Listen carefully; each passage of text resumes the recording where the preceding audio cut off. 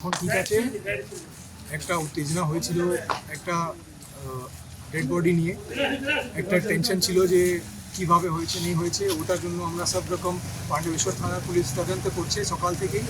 তো সেই জন্য আমরা এটাই বোঝাচ্ছি লোকাল মানুষকেও, বারবার বোঝাচ্ছি। তো এখন অনেকজন বুঝেছে এই জিনিসটা। যে भी অভিযোগ আছে আমরা থানাতে কমপ্লেন্ট করে কেস করব, ইনভেস্টিগেশন হবে, তদন্ত হবে, সব একদম। কতজনকে ধরা হয়েছে এখন পর্যন্ত? সেটা আমি সব থানাতে গিয়ে বলবো আমরা, কিন্তু কোনো রকম উত্তেজনা এখন নেই হয়, এটা প্রথম জিনিস আমরা চাইছি। আর মানুষকে এটা বোঝাতে চাইছি প্রথমে যে এইসব উত্তেজনা করে কোনো লাভ নেই। আমরা তো সব রকম কমপ্লেন্ট নিচ্ছি, তো যে भी কমপ্লেন্ট আছে ওটা নিয়ে কেস হবে, ইনভেস্টিগেশন। স্যার কতজন পুলিশ ইনজিওর্ড হয়েছে স্যার? এখন 4 জন ইনজার্ড হয়েছে। স্যার এখান থেকে যেটা অভিযোগ আসছে যে মানে যার বডি পাওয়া গেছে তাদের বাড়িতে না জানিয়ে নাকি পুলিশ নিয়ে গেছে বডি।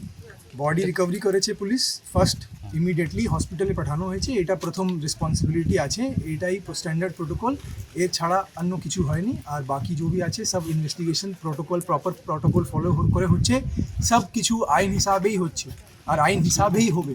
লাঠি এটা আন্দোলন করে বা প্রোটেস্ট করেও কিছু আইন হিসাবে চেঞ্জ হবে না, যে আইন হিসাবে চলতে হবে সেরকমই চলবে। লাঠিচার্জ হয়েছে বলে অভিযোগ করছে।